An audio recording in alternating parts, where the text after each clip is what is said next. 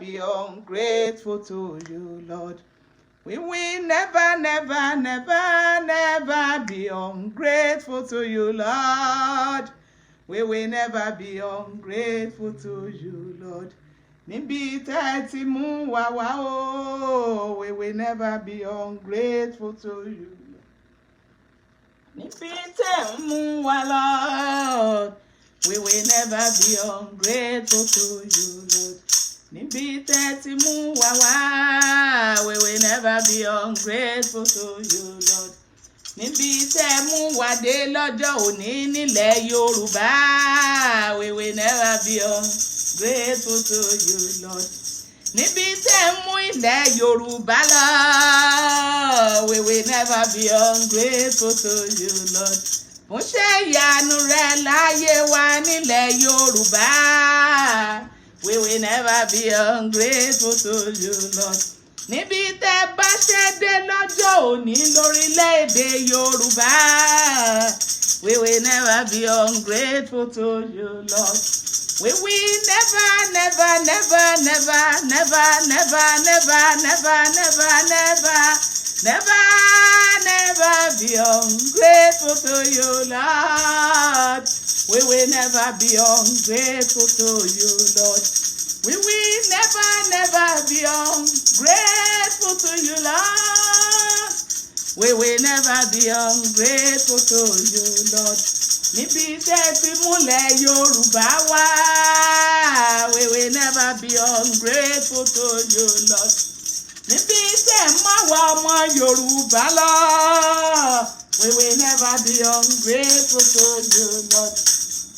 Níbi tẹ́ mú wa dé lọ́jọ́ òní, we will never be ungrateful to you, Lord. Níbi tẹ́ bá wa jà ìjà náà dé nílẹ̀ Yorùbá, we will never be ungrateful to you, Lord. Nítorí pé ìjà rẹ ni ìjà wa nílẹ̀ Yorùbá o, bàbá, we will never be ungrateful to you, Lord. Nítorí pé ó sọ wípé ìjà náà tìrẹ níṣe, we will never be ungrateful to you, Lord. Nítorí pé ó sọ wípé ó jà ìjà náà ó fún wa ní ìṣẹ́gun nílẹ̀ Yorùbá, we will never be ungrateful to you, Lord. We will never, never, never, never, never, never, never, never be ungrateful to you, Lord. We will never be ungrateful to you, Lord. Ìjà tó ń jà fún wa lọ́wọ́lọ́wọ́ nílẹ̀ Yorùbá, we will never be ungrateful to you, Lord. Nítorí pé ìjà náà tìrẹ ni, we will never be ungrateful to you, Lord. Baba, we will never, never, never, never, never, never, never, never, never, never, never be ungrateful to you, Lord. We will never be ungrateful to you, Lord. Father, we thank you. Almighty God, will bless your holy name. We worship you, Daddy. We worship you, Daddy. Father, will bless your holy name. We adore you, Lord. We magnify your holy name. Lord, we lift you high above every other name, above every principality. Lord, we thank you. Father, we thank you. We return all glory to you this moment. Father, we thank you, Lord. We thank you, Lord. We thank you, Lord. Olórí ayé ológun. Ó ní ológun lolúwa. Ológun sì ni orúkọ rẹ̀ ń jẹ́. Ó ní ìjà náà tìrẹ ni nílẹ̀ Yorùbá. Ó ní ó jà ìjà náà wípé ó fún àwọn ọmọ Yorùbá ní ìṣẹ́gun. Akasude ke makasa ile adaba. Wakakuku teke ili kamasa ile akadoko sakaye ke daka ili. Emata wuli adakasa ka ili dabo. Wakakuku seke. Ta ni ọba náà tó ń wí nígbà tí Ọlọ́run ọba láyé kò wí? ta ni gọ́fìnà náà, ta ni pírẹ́sídẹ̀ǹtì náà tó ń wí nígbà tí ọlọ́run ọba kò wí? Nígbà tí ọlọ́run yan Mósè, ọba wo ló lè dá Mósè dúró wípé kó má ṣe iṣẹ́ tí ọlọ́run gbélé lọ́wọ́? Nígbà tí ọlọ́run rán tó yan Sunday Ìgbòho tó rán níṣẹ́, ta ni ẹ̀dá náà tó lè gbé? Ta ni ọlọ́pàá ayé tó lè mú? Ta ni ọba ayé tó lè mú? Ta ni gómìnà náà? Ta ni federal náà? Ta ni president náà tó lè dá lọ́wọ́ iṣẹ́ dúró wípé kó má ṣe iṣẹ́ tí ọlọ́run fi rán? Hey, Lord, we thank you. Olórí ayé, ẹ ṣé àforíbalẹ̀ fún ọlọ́run wa. Níbi tí ẹ ti bẹ̀rẹ̀ ìjà náà nílẹ̀ Yorùbá, níbi tí ẹ bá wa jáde ní ọjọ́ òní, níbi tí ẹ tún mú wa lọ àwọn ọmọ Yorùbá, níbi tí ẹ máa gbá ilẹ̀ Yorùbá tó fún wa dé, Olúwa ẹ ṣé, Olúwa ẹ ṣé, Olúwa gbé yín ga. A fi ọpẹ́ àti ìyìn fún orúkọ mímọ́ yín. Olórin yẹn ó ní àfọlá àìlópin fún Ọlọ́run Bàbá, fún ọrẹ ayé wa tí retí tọ̀run ó rán ọmọ rẹ̀ àyànfẹ́ láti kú fún ẹ̀ṣẹ̀ ayé, láti kú fún ẹ̀ṣẹ̀ ayé. Olúwa ẹ ṣeun, olórí ayé ẹ ṣeun, àdàgbà má pààrọ̀ yìí ẹ ṣeun, àdàgbà má ti pa ẹ ṣeun. Lórí ọ̀rọ̀ ilẹ̀ Yorùbá wa yìí náà ni a mú ọpẹ́ wa, mú ìyìn wa, a mú ọpẹ́ wa ní wákàtí yìí, a mú ìyìn wa. Ọlọ́run gbogbo ògo, Ọlọ́run gbogbo agbára, ọba tó ní ọlá, ọba tí ọpẹ́ tọ́ sí, ọba tí ìyìn yẹ, Ọlọ́run kan ṣoṣo, ọba tí gbogbo àgbáyé ò gbà tó fi ọ̀run ṣe ibùgbé, ọba tí gbogbo ọ̀run ò gbà tó tún fi gbogbo àgbáyé ṣe àpótí ìtìsẹ̀ rẹ̀. Kábíyèsí rẹ bàbá mímọ́, ọba tó lóhun gbogbo lódù. Ẹni kò ó mọ̀, ẹni mọ̀ ó kò ó. Ìjọba orílẹ̀-èdè Nàìjíríà wọn mọ̀ ẹni tó ń ṣe, wọn mọ̀ títóbi rẹ̀. Ó ní wọ́n ṣe fẹ́ fọwọ́ pa àṣẹ rẹ̀ dà. Abomination. Olúwa ẹ ṣeun. Ìbá jẹ́ wípé Buhari àti gbogbo àwọn tó ń tẹ̀lé àti Tinubu àti gbogbo wọn Ṣèyí Mákindé ni àwọn lọ́balọ́ba ní gbogbo àwọn tó ń pláàni kan lọ gbé Sunday Ìgbòho. Ìbá jẹ́ wípé wọ́n mọ̀ títóbi agbára rẹ ni, ìbá jẹ́ wípé wọ́n mọ̀ wípé ìwọ ló pé tó rán níṣẹ́ ni, ìbá jẹ́ wípé wọ́n mọ̀ wípé gbogbo agbára láyé àti lọ́run wípé ó ń bẹ lọ́wọ́ rẹ ni wọn ìbá má ti dán wò, nítorí pé wọ́n ti dán wò wọ́n sì máa kan ìdín nínú iyọ̀. Olúwa ẹ ṣeun, Olúwa ẹ ṣeun. A dúpẹ́, a fi ọpẹ́ àti ìyìn fún orúkọ mímọ́ yín. Àtòbàjayé, Ọlọ́run ìyanu, Ọlọ́run ọ̀rọ̀ àti ìyè, ọba tó rán wa tá a sì ń jíṣẹ́, ọba tó pè wá, tó yàn wá, tó rán wa ní iṣẹ́ náà. Olúwa ẹ ṣeun, ọba tí ò jẹ́ ká ṣiṣẹ́ ṣe. Olúwa ẹ ṣeun, ọba tó ń gba gbogbo ògo láti ìgbà dé ìgbà. Olúwa ẹ ṣeun. A fi ọlá fún Olúwa, a fi ìyìn fún ọ, a fi ògo fún orúkọ mímọ́ rẹ. Olúwa ẹ ṣeun. Ẹ gba ọpẹ́ kẹ́ ẹ gba ìyìn wa. A tún ti fẹ́ bẹ̀rẹ̀ àdúrà ti ọjọ́ òní tí ń ṣe àdúrà ìkẹta nínú àdúrà méje tí ẹni ká gbà. A tún ti fẹ́ gba ìkẹta lónìí. Olúwa ẹ darapọ̀ mọ́ wa. Ayérayé nínú àwọn ọ̀run ẹ darapọ̀ mọ́ wa. Olórí ayé ẹ darapọ̀ mọ́ wa. A máa yìn ọ́ bàbá, a máa gbé ọ ga ní orúkọ Jésù Kristi Olúwa àti olùgbàlà wa. Àmín, àmín, àmín ní orúkọ Jésù. Gbogbo ẹ̀yin ìjọba kíjọba, gbogbo ẹ̀yin ìjọba kíjọba, gbogbo ẹ̀yin ìjọba kíjọba èyí tí a wá tì nínú Ọlọ́run alààyè tí a kò rí lórúkọ Jésù. Ẹ máa wọnú ìdè, ẹ ẹ máa wọnú ìdè, ẹ máa wọnú ìdè. Gbogbo ẹ̀yin ìjọba kíjọba èyí tí a wá sí nínú Ọlọ́run àwọn ọmọ ogun Ísírẹ́lì tí a kò rí, lórúkọ Jésù ẹ máa wọnú ìdè, lórúkọ Jésù ẹ máa wọnú ìdè, lórúkọ Jésù ẹ máa wọnú ìdè. Kàsákú hílì dàtà èké má kàsúìlì kèdèbò èké tákù hílì màkàsúìlì kásùkùdàgá hílì màkàwàtá ìdàbò. Ẹ wọnú ìdè ní orúkọ Jésù. Ó ti rí bẹ́ẹ̀, ó ti ṣe bẹ́ẹ̀ ní orúkọ Jésù Kristi Olúwa àti Olùgbàlà wa. Àmín. Àmín ní orúkọ Jésù. Mo kí ẹ̀yin èèyàn mi, ẹ̀yin bàbá mi, ẹ̀yin ìyá mi, ẹ̀yin ẹ̀gbọ́n àbúrò ọ̀rẹ́ ojúlùmọ̀. Mo kí gbogbo yín wípé a kú wíkẹ̀ǹdì yìí o. Ní orúkọ Jésù, tí Olúwa bá fa bíbọ̀ rẹ̀ sẹ́yìn, á tún ṣe ọ̀pọ̀lọpọ̀ wíkẹ̀ǹdì láyé ní orúkọ Jésù. A dúpẹ́ níbi tí Ọlọ́run tó ja ìjà náà dé. A dúpẹ́ nítorí pé ìjà Ọlọ́run ni ó sì máa jà. A dúpẹ́ nítorí pé Ọlọ́run yóò gba ilẹ̀ Yorùbá fún wa ní abẹ́ àkóso ọ̀tá fẹ́, ní abẹ́ àkóso ọ̀tá kọ̀. Ọlọ́run alágbára yóò gba ilẹ̀ Yorùbá fún wa. Ẹ̀mí mímọ́ yóò gba ilẹ̀ Yorùbá fún wa nítorí pé Ọlọ́run sọ wípé ológun ni Olúwa. Bíbélì ní ológun ni Olúwa, bẹ́ẹ̀ ni ológun sì ni orúkọ rẹ̀ ń jẹ́.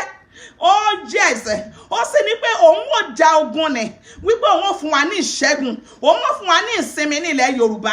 Ó jẹ́sẹ̀, mo dúpẹ́ lọ́wọ́ gbogbo yín tẹ́ ń darapọ̀ mọ́ wa láti wá gbàdúrà yìí. Ojú ò ní tì yín lórúkọ Jésù, kò ní sú yín, kò ní rẹ̀ yín lórúkọ Jésù. Ní orúkọ Ọlọ́run àwọn ọmọ ogun Ísírẹ́lì, àní pariwo náà lásán. Bẹ́ẹ̀ ni òjò kì í rọ̀ kí a má rí ipa rẹ̀. Gbogbo àdúrà tí à ń gbà, èyí tá a ti gbà, èyí tá a ń gbà lọ́wọ́lọ́wọ́, àtàwọn èyí tá a tún sì máa gbà lórúkọ Jésù Kristi, a ó rí ipa rẹ̀ sí rere. Bí Olúwa ti ń bẹ tí ẹ̀mí rẹ̀ sì ń bẹ pẹ̀lú, bí ọ̀rọ̀ ilẹ̀ Yorùbá, ilẹ̀ orílẹ̀-èdè wa bó ṣe ká wa lára tó, tí a sì ṣe ń pariwo, tí a sì ṣe ń kígbe pé Ọlọ́run yóò dá wa lóhùn, yóò gbọ́ ìgbà àti ẹ̀bẹ̀ wa, yóò gbọ́ àdúrà wa. Àwọn kan wà níbẹ̀ tó ń pe tó ń rọ ẹjọ́ tí Sátánì gbélé wọn lọ́wọ́ pé ṣe là ń ṣe kárí mi, ṣe kárí mi ni. Bẹ́ẹ̀ ni, ṣe kárí mi ni. Ìpè tìrẹ ó yàtọ̀ sí tèmi, ìpè Táyé ó yàtọ̀ sí ìpè ti Kẹ́hìndé. Bẹ́ẹ̀ ni, so o lè gba ìpè àlùfáà, ìwọ náà kó aago tiẹ̀ bọ́ sórí Facebook àbí bọ́ sórí YouTube. Ìwọ náà lọ ṣe kárí mi tiẹ̀ kán máa rí ẹ náà ló ti jẹ́ ṣe kárí mi là ń ṣe. Bí ọ̀rọ̀ ìlú ti orílẹ̀-èdè ti wá ṣe ká wa lára tó, bó ṣe ká kálukú lára tó, ó yàtọ̀. Bẹ́ẹ̀ ni, bó ṣe ká mi lára tó, ó yàtọ̀ sí bó ṣe ká ẹ lára tó. Ìwọ tó bá dẹ̀ rí pé ṣe kárí mi là ń ṣe, congratulations to you, congratulations. Ìwọ náà bọ́ sórí ibẹ̀ kó lọ ṣe tiẹ̀, kò sẹ́ni tó dá ẹ dúró. Àní kó má ṣe kárí mi tiẹ̀, ìwọ náà kó dá síta kó má ṣe kárí mi tiẹ̀. Kó bá mọ̀ pé ṣe kárí mi ló ń ṣe. Ẹlòmíì á ti fi ẹnu sọ tí ò yẹ kó sọ. Áńgẹ́lì òde ọ̀run á ti fún ní ìgbà tí kó tó mọ̀. Ẹlòmíì á rò pé òun sì ń gba ẹ̀sìn ni. Ẹlòmíì á rò pé iṣẹ́ Ọlọ́run ló ń ṣe ń ṣe míwà, iṣẹ́ tí Ọlọ́run ò gbé ran, ẹjọ́ tí Ọlọ́run ò fi sí lẹ́nu, òun ló sì ń rò kiri. Ẹjọ́ lẹ́lòmíì máa rorororo títí ẹjọ́ ẹlẹ́jọ́ títí ẹ máa fi bọ́ sọ lẹ́sẹ̀ tán. Ẹ ń ríṣẹ́ ẹni tó ń ṣe kárí mi. A ní kẹ́ pọ̀ nǹkan kẹ́ kígbe èèyàn lẹ́ni tó fi ara rẹ̀ jì nílùú lórílẹ̀‐èdè Yorùbá, Sunday Igboho yẹn, tó fi ara rẹ̀ jì àtikú àtìyè, tó ń lọ lọ́sàn, tó ń lọ lóru, tó ń lọ tó ń bọ̀ nítorí orílẹ̀‐èdè Nàìjíríà. Ẹ̀wọ̀n tí ojú ọmọkùnrin yẹn rí lánàá, ó bọ́ ẹ̀wù ẹ̀ ní tó rìn hòhò ní pàǹtì nìkan ló kù sí nídìí. Ẹnì kan sì ń rojọ́ ní kọ́nà kan pé ṣe kárí mi náà. Ọ̀dà ẹ dúró síbẹ̀, bẹ́ẹ̀ yẹn máa ro ẹjọ́ tí Sátánì gbélé yín lọ́wọ́. Ẹjọ́ ṣe kárí mi, ẹ máa rò kí gbogbo ayé máa jà lọ́tún kan máa jà lọ́sì báyìí nítorí orílẹ̀-èdè wa, pé kí Ọlọ́run kó gbà wá sílẹ̀ lọ́wọ́ àwọn tó ń rèpà àwọn ọmọ ọlọ́mọ kiri níbẹ̀, lọ́wọ́ àwọn tó ń pa àwọn ẹni ẹlẹ́ni kiri níbẹ̀ láì ṣe ẹran. kọ́lọ́n gbà wá sílẹ̀ kí gbogbo wa ká fọwọ́sowọ́pọ̀, ká ṣe òṣùṣù ọ̀wọ̀, ká kígbe pé Ọlọ́run kó gbà wá sílẹ̀, ká ja ìjà yìí once and for all, ká gba orílẹ̀-èdè Yorùbá wa sílẹ̀, ká gbà sílẹ̀ lọ́wọ́ àwọn ẹni ẹ̀kan, lọ́wọ́ àwọn ìka ènìyàn. Ẹ̀yin kan ṣì ń rojọ́, ẹ jókòó síbẹ̀, ẹ máa rò ẹjọ́ ẹ̀yin tèmi, ẹ̀yin olólùfẹ́ rí Olúwa, ẹ̀yin olólùfẹ́ rí Olúwa tẹ́ ń wo fídíò mi, tẹ́ ń jọ́ mi, tẹ́ ń bá mi àjìjọ́ ń gbàdúrà fún orílẹ̀-èdè wa. Yóò dára fún yín, ó ti dára fún yín.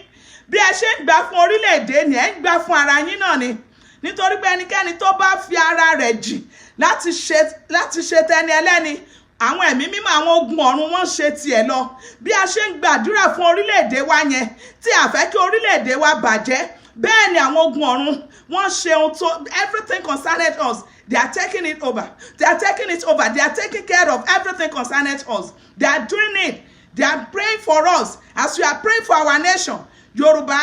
The Lord, the Holy Spirit are praying for us. They are interceding for us because we stand in gap. We choose to stand in gap on behalf of our Yoruba nation.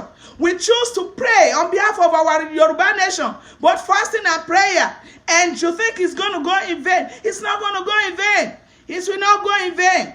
The Lord God Almighty is going to reward everyone that participates in this war that is going on over there in Yoruba nation. We will all receive our reward from God, from heaven. Oh yes. The Lord will answer all your prayer. All those things that you think maybe the Lord is not hearing, you know He is. He is listening to you, and He will answer you. Oh yes, He answers He answered Anna. The Lord answered Anna in Shiloh. He's going to answer you. He's going to answer you. Just join me. Let's pray for our nation. Let's intercede for our nation, our Yoruba nation. And the Lord is going to do that which concerns us. In the name of Jesus Christ. Let's go again. We're going to read that same Psalm, Psalm 121. Psalm 121. That's the Psalm that the Lord gave us that we should pray from concerning this Yoruba nation. And we're going to read that Psalm, then we'll go straight to our prayer. Psalm 121, I read, I will lift up my eyes unto the hills. From whence cometh my help? My help cometh from the Lord which made heaven and earth. He will not suffer my foot to be moved. He that keepeth our Yoruba land, he will not slumber. Behold, he that keepeth Yoruba land, he that keepeth all Yoruba indigent, shall neither slumber nor sleep. The Lord is our keeper in Yoruba land. The Lord is the shade upon our right hand. The sun shall not smite all Yoruba indigent by day, nor the moon by night. The Lord shall preserve all Yoruba indigent, and the Lord shall preserve all Yoruba land, Yoruba nation. The Lord shall preserve every one of us from the evil Fulanis, from the evil governors, from evil Obas, from evil Fulanis, from all the evil ones. The Lord will preserve us in Yoruba land in the name of Jesus. He shall preserve our soul. The Lord shall preserve Yoruba from going out and from coming in. The Lord will preserve everyone that are fighting that battle now. Start from Chief Sunday Adeyemo Igboho and everyone that are following him, down to Koiki, down to Yeye Dara Talks. Everyone that are participating in this Yoruba nation's war, the Lord God Almighty will preserve every one of us. The Lord God Almighty will preserve us. He will preserve our going out and He will preserve our coming in the name of Jesus Christ. From all evil, from outside, even from time to time, the Jehovah Lord will preserve Yoruba nations and everyone over there. The Lord will preserve everyone from time to time, from now and even forevermore. Everyone that are at the front line, that are fighting the battle right now, over there in our Yoruba nation, Jehovah Lord will preserve them. Look at how the Lord preserved Sunday Igboho yesterday. Yes, that is what we call God. I kept saying it, that He's not doing it on His own. It is God Almighty that chose Him as our Moses in Yoruba land.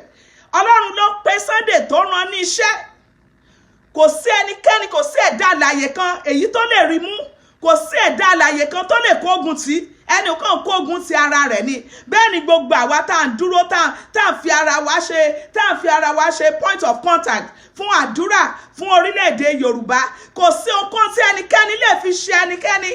Nítorí pé Ọlọ́run ló rán gbogbo wa pé ká jà fún orílẹ̀-èdè ni. Ẹni tó mọ àdúrà gbà, ẹni tó mọ àwẹ̀ gbà. Anything tó mọ̀, ohunkóhun tó bá ṣàlè láti jà láti rescue Yorùbá land from the evil ones, from evil Hausas, from evil Fulanis, from evil governors, from evil Obas, whatever you have that you want to use to participate in this war, you better come out and do it. Ẹ bá ti jẹ́ pé àwọn kan tó ti ṣe pé àṣẹ they are doing show off, they ṣe carry me, all right, sit down there, ṣe carry me là ń ṣe. Ṣe kárí mi là ń ṣe nígbà tí ire ilẹ̀ Yorùbá bá dé, nígbà tí ire orílẹ̀-èdè Yorùbá bá dé, gbogbo ẹ̀yin tẹ́ ń ṣe side talk kiri yẹn ta ní kẹ́ ẹ darapọ̀ ẹ gbàdúrà ẹ ṣe ṣe kárí mi náà ṣe ẹ mọ̀ pé kì í ṣe kárí mi là ń ṣe ìgbà yẹn náà nígbà tí àwa bá ń jọrọ̀ ẹ̀yin á máa jìyà nítorí pé ẹ bá wa pa ọwọ́ pọ̀ láti ja ìjà ilẹ̀ orílẹ̀-èdè Yorùbá, láti kí Ọlọ́run gba ilẹ̀ orílẹ̀-èdè Yorùbá sílẹ̀ lọ́wọ́ àwọn amúnisìn, lọ́wọ́ àwọn ìkà ènìyàn, lọ́wọ́ àwọn tó ń gbé wọn pa lọ́wọ́lọ́wọ́. Ẹ̀yin ò bá wa darapọ̀ mọ́ ẹjọ́ kẹjọ ẹjọ́ lórí ibùlẹ̀ ń rò ó kiri ilẹ̀. Ẹ mọ̀ wípé ṣe kárí mi kọ́ là ń ṣe nígbà tí ire ìlú ní bá dé gbogbo wa tá a nípin nínú ogun yìí tá a jìjọ́ ń jà yìí, gbogbo wa la máa jèrè ẹ̀. Ẹ̀yin tẹ́ ẹ káwọ́rọ̀ tẹ́ ẹ ní kọ̀ọ̀kan wọn anyway ẹ̀kúkú sí ń bẹ̀ ṣe kárí mi náà ṣe ìgbà yẹn lẹ̀ mọ̀ pé ṣe kárí mi kọ́ là ń ṣe. Ẹ̀yin náà ó máa jẹ ìyà ti yín lọ. Ẹ má parapọ̀, ẹ má darapọ̀ mọ́ àwọn tó ń ṣe ni wọ́n ní àwọn Yorùbá wọ́n gọ̀ wọ́n pa lówe. Wọ́n ní tó bá gbàgbé gbègbè wọ́n ní ìwọ náà bá wọn gbé. Wọ́n ní tó bá wọn gbé wọ́n ní ẹ̀ǹkùlé ẹ̀ náà máa gbé sí. Ẹ̀kọ́ Èkìtì tí ẹ̀ wọ́n kúndùn òwe yẹn. Ẹ̀kọ́ bá gbàgbé gbègbè kọ́ bọ́n gbé. Kọ́ bá sì bọ́n gbé ẹ̀yìnkùlé rẹ̀ náà ègbé sí. Nǹkan ìṣẹ̀lẹ̀ gẹ́lẹ́rẹ́ ni. Continue. Ẹ̀yin èèyàn mi, ẹ̀yin tèmi, ẹ jẹ́ á bẹ̀rẹ̀ àdúrà wa bá a ṣe ń gbà àgbà lásán. Ọlọ́run tó ń fetí sí ẹ̀bẹ̀ wa, ó fetí sí igbe àti ẹ̀bẹ̀ wa. Ọlọ́run tó fetí sí igbe àti ẹ̀bẹ̀ àwọn ọmọ Ísírẹ́lì tó bá wọn ja ogun Fáráò, tó mú wọn borí ogun Fáráò. Ọlọ́run náà ń fi etí sí igbe àti ẹ̀bẹ̀ wa lónìí lórí orílẹ̀-èdè Yorùbá. Ẹ̀mí mímọ́ fetí sí igbe àti ẹ̀bẹ̀ wa, ó sì máa dá wa lóhùn. Ó ní olórin yẹn ó ní képe bàbá yóò sì gbọ́. Képe bàbá yóò dá ọ lóhùn o, alágbàwí ẹ̀dá. Képe bàbá yóò sì gbọ́. Képe, a ó képe yóò sì dá wa lóhùn. A ó képe Ọlọ́run àwọn ọmọ ogun Ísírẹ́lì yóò dá wa lóhùn. Ẹ jẹ́ á lọ nínú àdúrà wa, ẹ jẹ́ á bẹ̀rẹ̀ sí ní dúpẹ́ lọ́wọ́ Ọlọ́run. Ẹ jẹ́ ká lẹ́nu wa gbòòrò, ká dúpẹ́ lọ́wọ́ Ọlọ́run fún ìyanu ńlá tó ṣe, fún èyí tó ṣe lọ́wọ́lọ́wọ́, fún ìyanu ńlá tó ṣe lánàá nígbà tí àwọn ìka ènìyàn tó pera wọn ní federal government, tó pera wọn ní lọ́balọ́ba governors, nígbà tí gbogbo wọn kò lé tí wọ́n lọ kó sójà sọ́nà lánàá àtàwọn DSS wọn kán lọ gbé Ìgbòho. Ẹ ṣáà rí bí ìyanu Ọlọ́run ṣe ṣẹlẹ̀. Gbogbo wọn confused ni. Mo ń wo ìkan lára àwọn army tó gbé aṣọ wọ army wọ̀ sọ́rùn ó wà confused, kò níbọn lọ́wọ́, kò ní kankan, bó ṣe ń paràn jìràjì ní, bó ṣe ń jìràn dànràn ní láàrin títì bẹ́ẹ̀. Ó ti wà àwọn ogun ọ̀run ti arrest gbogbo wọn. Kí Sunday Ìgbòho tó dé ọ̀dọ̀ wọn níbi tán kó wọn sí tán ti ń jìyà orí wọn tán láwọn dúró de Sunday Ìgbòho, wọ́n fẹ́ mú Sunday Ìgbòho. Kí Sunday tó dọ̀dọ̀ wọn àwọn ogun ọ̀run ti arrest gbogbo wọn. Wọ́n ti arrest wọn, kò sí tán lè ṣe. Kí Buhari fúnra rẹ̀ kó wá jókòó sí ọ̀nà, kó wá jókòó àti gbogbo àwọn gómìnà kó kóra wọn jọ àti gbogbo àwọn lọ́balọ́ba, gbogbo yín ẹ kóra yín jọ, ẹ dúró sí títí de Sunday Ìgbòho. Láàrin yín báyìí ni ó ti kọjá lọ nítorí pé àwọn ogun ọ̀run tó wà pẹ̀lú ẹ̀ tó ń bá ja ìjà ni wọn àkàìmọye ni wọ́n. Àwọn ogun ọ̀run àkàìmọye, àwọn náà bá Sunday àtàwọn tó tẹ̀lé gbogbo àwọn tó tẹ̀lé ni àwọn ogun ọ̀run náà bá wọn jà ìjà náà, àwọn náà mú wọn rìn, wọn àdárìn ìrìn yẹn. Tọ́lọ́run bá ṣí yín ní ojú ẹ̀mí láti rí ohun tó ń ṣẹlẹ̀ in the spiritual realm, tí ó bá ń ṣe jọ́kẹ́jọ́ lẹ́nu òkiri, ẹ jẹ́ kí Ọlọ́run ṣí yín lójú ẹ̀mí kó rí kẹ́rí tó ń ṣẹlẹ̀ lọ́wọ́lọ́wọ́ ní orílẹ̀-èdè wa. Ilé ni àbọ̀símí oko. Ẹ má sọ wípé torí ẹ̀ sí níbẹ̀ pé kò sí tó kàn yín. Ó kàn yín. Ọjọ́ kan bọ̀ tí ẹ máa fẹ́ lọ́ọ́lé. Ilé ni àbọ̀símí oko. Ilé ni àbọ̀símí oko. Tí Jésù bá fa bíbọ̀ rẹ̀ sẹ́yìn, ẹ̀yin náà fẹ́ gbé ìlú onílùkù, kò sẹ́ni tó fẹ́ gbé ìlú onílùkù. Ẹ̀yin náà fẹ́ lọ sílùú yín kẹ́ lọ ṣe bí ọba. Bí Olúwa ti ń bẹ tí ẹ̀mí rẹ̀ ń bẹ pẹ̀lú, àdúrà wa máa gbà lórí orílẹ̀-èdè Yorùbá land. A máa ṣẹ́gun àti àjogún ni wá. A máa ṣẹ́gun. Olórin orin inú orin rere ó ní aṣẹ́gun àti àjogún ní àjẹ́ nípa ẹ̀jẹ̀ Kristi àní ìṣẹ́gun o kì í ṣe fún tiwọn ṣùgbọ́n tirẹ̀ nìyí o fún ṣẹ́gun àtàgbàrà tá fẹ́ jẹ́ra aṣẹ́gun ni wá o aṣẹ́gun ni wá nílẹ̀ Yorùbá nípa ẹ̀jẹ̀ Jésù bàbá fún wa ní ṣẹ́gun lórílẹ̀‐èdè Yorùbá nípa ẹ̀jẹ̀ Jésù àtẹ̀síwájú Kristẹni ológun àwájú aṣẹ́gun lọ àwájú aṣẹ́gun lọ àwájú aṣẹ́gun lọ ní orílẹ̀-èdè Yorùbá ẹ má wọrí bí mi ṣe mú orin yẹn ṣùgbọ́n Ọlọ́run ṣáà sọ pé aṣẹ́gun ni wá aṣẹ́gun ni wá ẹ jẹ́ ká máa yin Ọlọ́run ẹ jẹ́ ká lẹ́nu wá gbòòrò ní wákàtí yìí ká bẹ̀rẹ̀ sí ní dúpẹ́ lọ́wọ́ Ọlọ́run àwọn ọmọ ogun Ísírẹ́lì fún ibi tó ti bẹ̀rẹ̀ ìjà wa lórílẹ̀‐èdè Yorùbá fún ibi tó bá dé lónìí fún ibi tó tún mú wa lọ ẹ bẹ̀rẹ̀ sí ní yin Ọlọ́run ẹ jẹ́ ká yin Ọlọ́run ní orúkọ Jésù ní orúkọ Jésù Olúwa ẹ ṣé Olúwa ẹ ṣé Olúwa gbé yín ga a fi ọpẹ́ àti ìyìn fún orúkọ mímọ́ yín a fi ọlá àti ògo fún orúkọ mímọ́ yín nítorí pé ìjà orílẹ̀-èdè Yorùbá nítorí pé ẹ̀yin ti yín ni ẹni ẹ̀yin ò jà ẹ sì fún àwọn ọmọ Yorùbá ní ìsinmi ẹni ẹ̀yin ò jà ìjà náà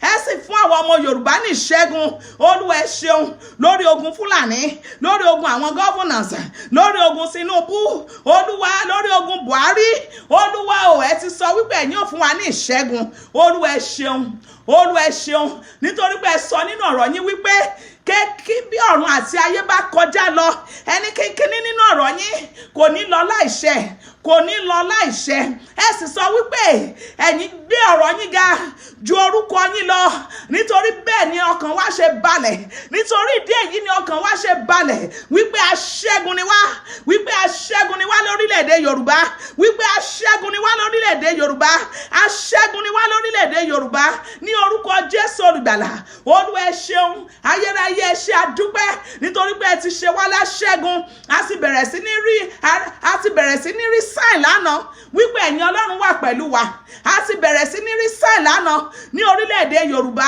ní ohun tó ṣẹlẹ̀ nílùú Ìbàdàn lánàá ó ti fún wa ní ìfọkànbalẹ̀ ó fún wa ní confidence wípé ẹ̀yin Ọlọ́run wà nípa tiwa wípé ẹ̀yin Ọlọ́run wà nípa tiwa Olúwa ẹ ṣeun Olúwa ẹ ṣeun Olúwa ẹ ṣeun Olúwa ẹ ṣeun nítorí pé ẹ ti gba ìjọba orílẹ̀-èdè Yorùbá Olúwa ẹ ṣeun nítorí pé ojú ti ti àwọn ọ̀tá nítorí pé ojú yóò ti àwọn ọ̀tá délẹ̀délẹ̀ ní lórí orílẹ̀-èdè Yorùbá Olúwa ẹ ṣeun Olúwa ẹ ṣeun Olúwa ẹ ṣeun a gbé yín ga bàbá a fi ọpẹ́ àti ìyìn fún orúkọ mímọ́ yín ẹ ṣeun bàbá ní orúkọ Jésù Kristi Olúwa àti olùgbàlà wa àmín àmín àmín ní orúkọ Jésù. A ó lọ gbàdúrà tó next báyìí wípé a ó lọ béèrè fún agbára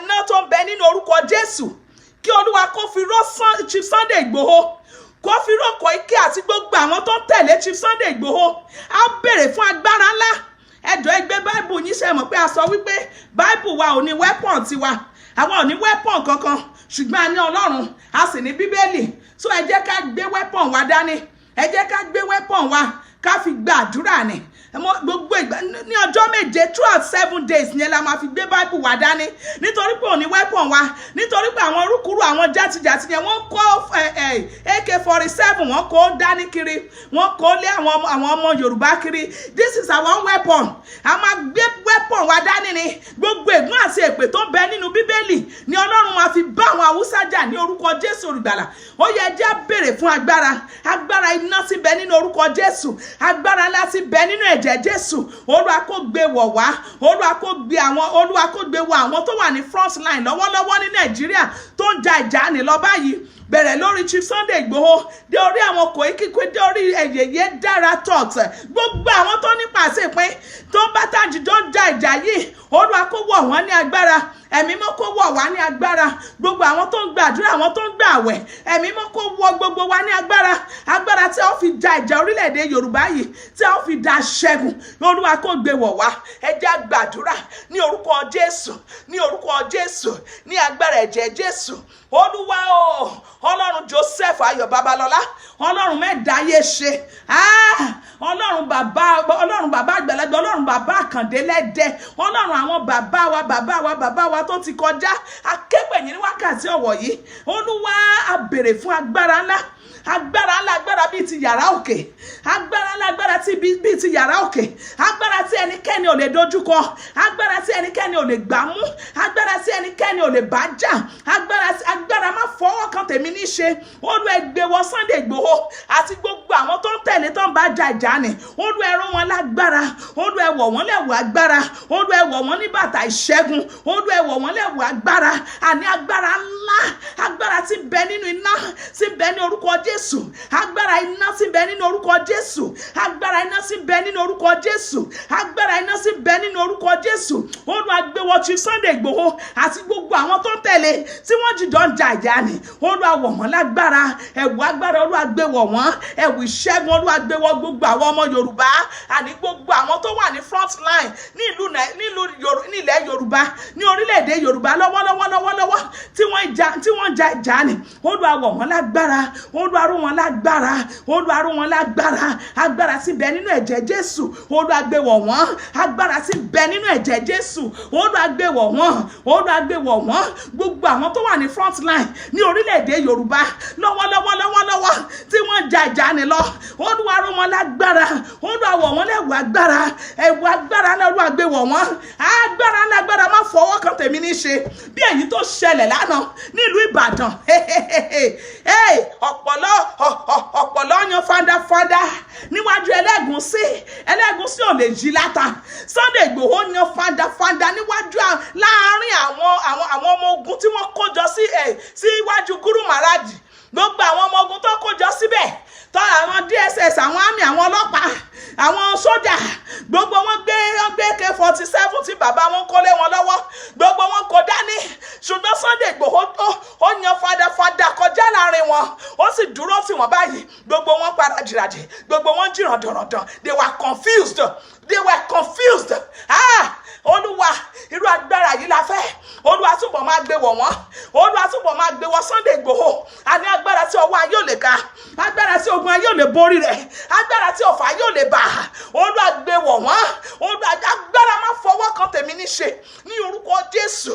Olúwa gbé wọ Sunday Igboho àti gbogbo àwọn ọmọ tó ń tẹ̀lé ní pátápátá, àti gbogbo àwọn bàbá tó ń tẹ̀lé Sunday Igboho tí wọ́n jíjọ wà ní front line, tí wọ́n jíjọ ń jà ìjà ní lọ́wọ́lọ́wọ́. Olúwa rọ̀ wọ́n lágbára, Olúwa rọ̀ wọ́n lágbára, Olúwa rọ̀ wọ́n lágbára, ẹ̀wù agbára ńlá rẹ̀, ẹ̀wù iná rẹ̀, ẹ̀wù iná tí bẹ nínú orúkọ Jésù ni. Olúwa gbé wọ̀ wọ́n, Olúwa gbé wọ̀ wọ́n, bàtà ìṣẹ́gun, Olúwa gbé wọ̀ wọ́n.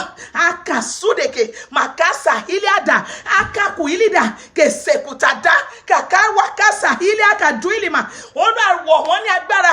Àwa fi gbogbo àwa tó kù náà, àwa tí a lè dé ibi tó ti ń ja ìjà ni, tí à ń ja tiwa náà nílé, Olúwa rọ̀ wá lágbára, agbára má fọwọ́ kan tèmi ní ṣe, agbára tí ń dá ibi padà sórí oníbi, agbára tí ń dá ọfà padà sórí àwọn agbókèrè tafà ìbànújẹ́. Olúwa gbé wọ̀ wá, Olúwa gbé wọ̀ àwọn ọmọ wa, agbára má dárí ibi kan, agbára má dárí kan fún ibi.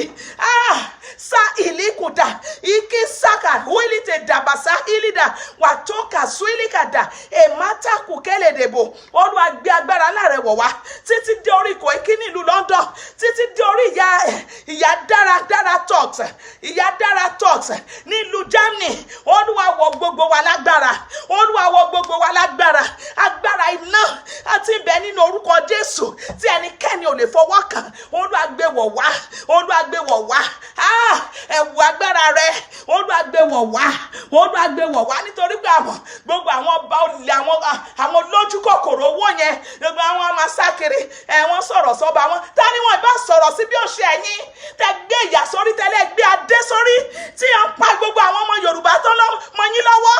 Ìgbà burúkú ni ìgbà tí yín ẹ̀yin ọba yìí, ìgbà burúkú, ìgbà tí ò rọrùn, ìgbà wàhálà àti ìdààmú.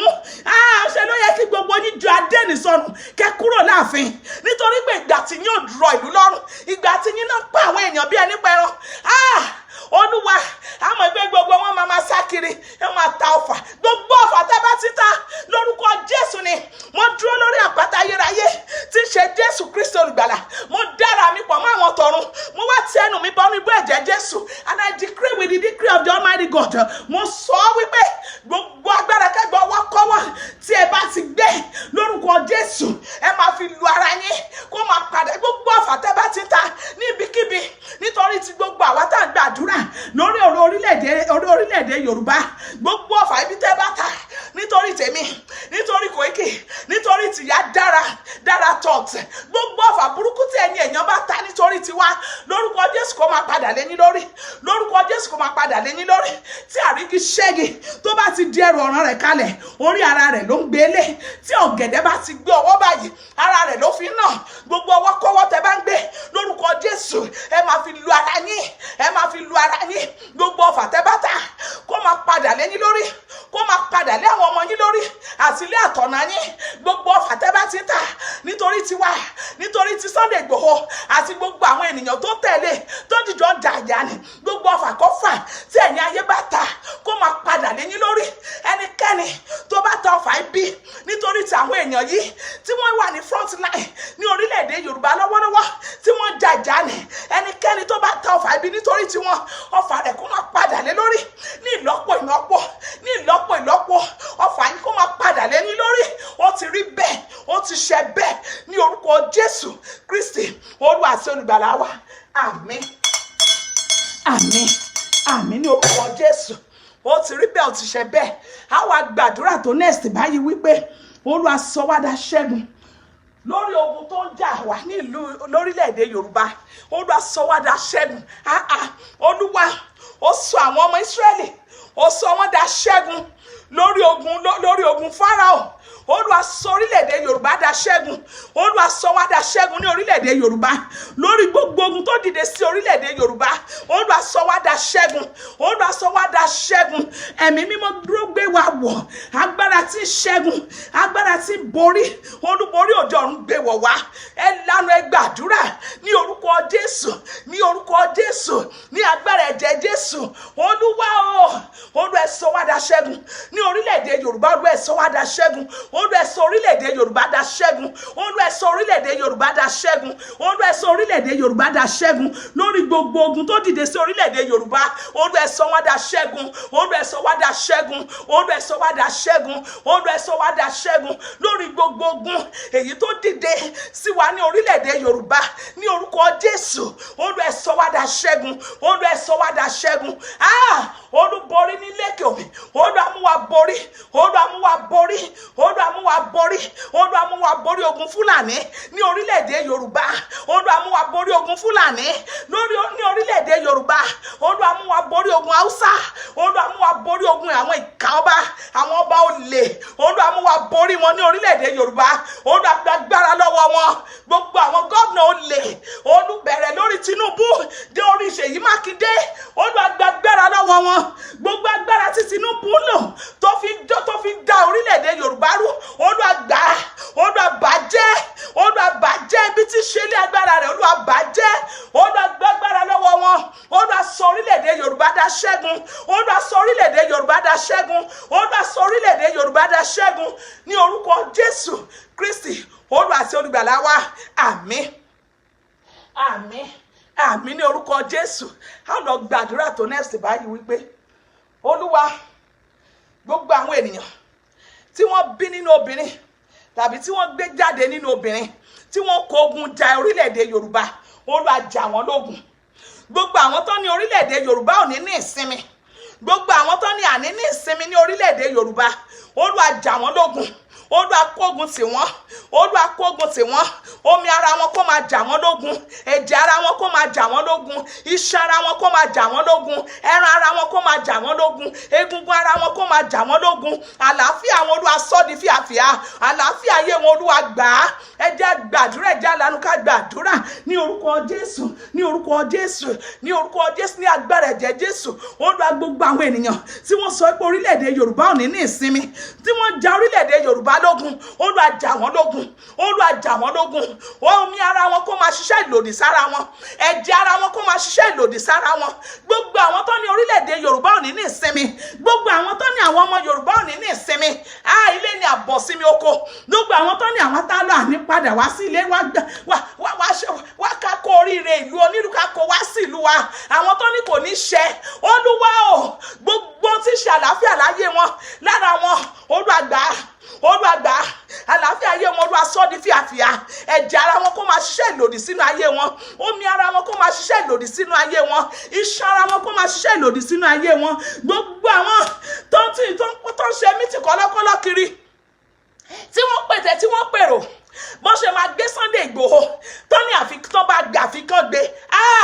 Olúwa gbogbo àwọn ènìyàn ìkà yìí, àwọn ọ̀tá orílẹ̀-èdè Yorùbá, Olúwa o, ẹ̀mí mímọ́, Olúwa sán ọ̀run pa wọ́n, Olúwa sán ọ̀run pa wọ́n, Olúwa sán ọ̀run pa wọ́n. Olúwa bá wọn jà nínú ìbínú rẹ̀, Olúwa bá wọn jà. Gbogbo àwọn ọ̀tá orílẹ̀-èdè Yorùbá, Olúwa bá wọn jà nínú ìbínú rẹ̀, Olúwa bá wọn jà nínú ìbínú rẹ̀. Gbogbo àwọn ọ̀tá orílẹ̀-èdè Yorùbá ní orúkọ Jésù, Olúwa bá wọn jà nínú ìbínú rẹ̀, ẹ̀mí mímọ́ bá wọn jà nínú ìbínú rẹ̀. Gbogbo àwọn tó ní àwọn ọmọ Yorùbá ò ní ní ìsinmi, Olúwa bá wọn jà nínú ìbínú rẹ̀. Ẹran ara wọn kó máa ṣiṣẹ́ ìlòdì sí ayé wọn, iṣan ara wọn kó máa ṣiṣẹ́ ìlòdì sí ayé wọn, egungun ara wọn kó máa ṣiṣẹ́ ìlòdì sínú ayé wọn. Olúwa bá wọn jà nínú ìbínú rẹ̀, Olúwa. Gbogbo àwọn ọ̀tá orílẹ̀-èdè Yorùbá, Olúwa bá wọn jà, Olúwa bá wọn jà nínú ìbínú rẹ̀, Olúwa bá wọn jà nínú ìbínú rẹ̀. Gbogbo àwọn Haúsá, àwọn Fúlàní tí wọ́n kógun sí ilẹ̀ Yorùbá, Olúwa bá wọn jà nínú ìbínú rẹ̀. Olúwa jẹ́ kí gbogbo wọn rí ìbínú rẹ̀, òjò ìbínú rẹ̀ Olúwa rọ̀ lé wọn lórí, Olúwa rọ̀ òjò ìbínú rẹ̀ lé wọn lórí, Olúwa rọ̀ òjò ìbínú rẹ̀ lé wọn lórí. Gbogbo àwọn ìka ènìyàn, àwọn tó ń pa àwọn ọmọ ọlọ́mọ ṣeré, tó ń pa àwọn ẹni ẹlẹ́ni ṣeré, tí wọ́n rèpà àwọn ọmọ ọlọ́mọ kiri, tí wọ́n rèpà àwọn ìyá oníyà kiri ní orílẹ̀-èdè Yorùbá, tó pera wọn ní Fúlàní, tó pera wọn láúsá, Olúwa bá wọn jà nínú ìbínú rẹ̀. Kò sí ẹnikẹ́ni èyí tó lè dojúkọ ìbínú rẹ̀, Olúwa. Mo mọ̀ dájú wípé kò sí ẹnikẹ́ni tó lè dojúkọ ìbínú rẹ̀, Ọlọ́run. Olúwa bá wọn jà. Wọ́n nígbà tí ó bá àwọn Sódómù àti Gòmórà, ó bá wọn jà nínú ìbínú rẹ̀. Wọ́n tó ṣẹlẹ̀ sí wọn, they couldn't bear it, they couldn't stand it, they couldn't stand your anger, they couldn't stand your annoyance, they couldn't stand it, they could not stand it. Olúwa, irú ìbínú rẹ̀ èyí tí a fẹ́ kó fi bá àwọn Haúsá jà lórílẹ̀-èdè Yorùbá rẹ̀, Olúwa bá wọn jà nínú ìbínú rẹ̀. Olúwa jẹ́ kán rí ìbínú rẹ̀. Gbogbo àwọn tó fira wọn ṣe ọ̀tá fún orílẹ̀-èdè Yorùbá, gbogbo àwọn tó fira wọn ṣe ọ̀tá fún gbogbo àwọn ọmọ Yorùbá, Olúwa bá wọn jà nínú ìbínú rẹ̀, Olúwa bá wọn jà nínú ìbínú rẹ̀. Ẹ̀mí mímọ́ bá wọn jà nínú ìbínú rẹ̀, Olúwa bá wọn jà nínú ìbínú rẹ̀.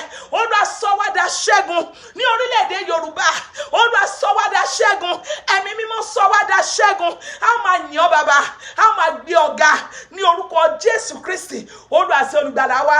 Àmín, àmín, àmín ní orúkọ Jésù. A lọ gbàdúrà tó next báyìí wípé ṣé kò rẹ̀ yín, kò ní rẹ̀ wá lórúkọ Jésù.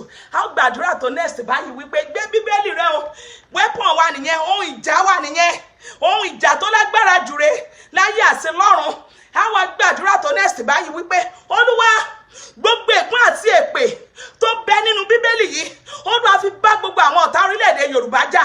Gbogbo ègún àti èpè èyí tó bẹ nínú Bíbélì, Olúwa fi bá gbogbo àwọn ọ̀tá orílẹ̀-èdè Yorùbá jà. Ẹ lanu ẹ gbàdúrà ní orúkọ Jésù, ní orúkọ Jésù, ní agbára ẹ̀jẹ̀ Jésù. Olúwa o, gbogbo ègún àti èpè tó bẹ nínú Bíbélì, Olúwa fi bá àwọn ọ̀tá orílẹ̀-èdè Yorùbá jà.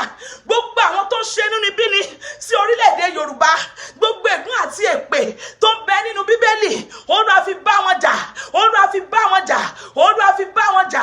Gbogbo ègún àti èpè tó bẹ nínú Bíbélì, Olúwa fi bá wọn jà, fi bá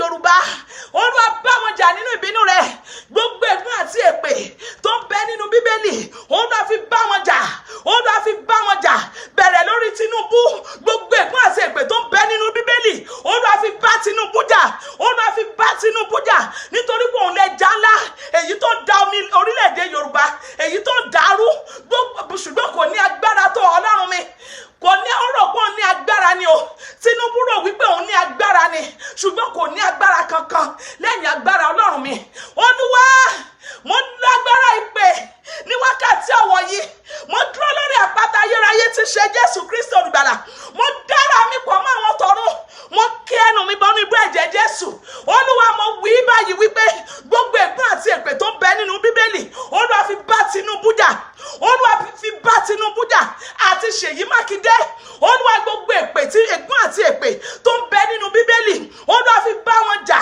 Olúwa fi bá wọn jà nítorí pé àwọn ni ọ̀tá orílẹ̀-èdè Yorùbá Olúwa bá wọn jà nínú ìbínú rẹ̀ Olúwa bá wọn jà nínú ìbínú rẹ̀ Olúwa bá Tinubu jà nínú ìbínú rẹ̀ Olúwa bá Tinubu jà nínú ìbínú rẹ̀ Olúwa bá Ṣèyí Mákindé jà nínú ìbínú rẹ̀ gbogbo àwọn ọba tí wọ́n fira wọn ṣe ọ̀tá orílẹ̀-èdè Yorùbá Olúwa bá wọn jà nínú ìbínú rẹ̀ gbogbo ègún àti èpè tó ń bẹ nínú Bíbélì Olúwa fi bá wọn jà Olúwa fi bá wọn jà Olúwa fi bá wọn jà Olúwa fi bá wọn jà Olúwa jẹ́ kó rí ìbínú rẹ̀ ó ti rí bẹ́ẹ̀ ó ti ṣe bẹ́ẹ̀ àṣẹ ọ̀run ti gùn ní orúkọ Jésù Kristi Olúwa àti olùgbàlà wa àmín àmín àmín ní orúkọ Jésù àmín ní orúkọ Jésù.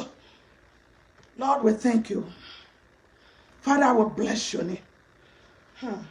Àdúrà tó last ní àgbà báyìí wípé Olúwa rọ̀ wá ní agbára ẹ̀jẹ̀ rẹ̀ Olúwa dà ẹ̀jẹ̀ rẹ̀ lé wa lórí ẹ̀jẹ̀ iyebíye èyí tí ó dà sílẹ̀ ní Kálífárì ẹ̀jẹ̀ iyebíye èyí tí ó jáde ní ara rẹ̀ ní orí igi àgbélébù Olúwa dà lé wa lórí Olúwa dà lé wa lórí ọfà yìí ò gbọdọ̀ bà wá ọfà ọ̀tá ò gbọdọ̀ bà wá ẹ̀jẹ̀ rẹ̀ Olúwa dà lé wa lórí Olúwa dà lé wa lórí Olúwa excuse me Olúwa dà lé àwọn ọmọ wa lórí Olúwa dà lé wa lórí Olúwa dà lé àwọn ọmọ wa lórí ẹ gbàdúrà ní orúkọ Jésù ní orúkọ Jésù ní agbára ẹ̀jẹ̀ Jésù Olúwa o Ọlọ́run Joseph Ayọ̀ Babalọ́lá Ọlọ́run ọ̀rọ̀ àti ìyè Ọlọ́run mẹ́dáyé ṣe Ọlọ́run àkàndé lẹ́dẹ̀ àní ẹ̀jẹ̀ rẹ̀ dà lé wa lórí o Olúwa dà ẹ̀jẹ̀ rẹ̀ lé wa lórí tọmọtọmọ wa Olúwa dà ẹ̀jẹ̀ rẹ̀ lé wa lórí ẹ̀mí àwọn wòlíì dà ẹ̀jẹ̀ rẹ̀ lé wa lórí Olúwa dà ẹ̀jẹ̀ rẹ̀ lé wa lórí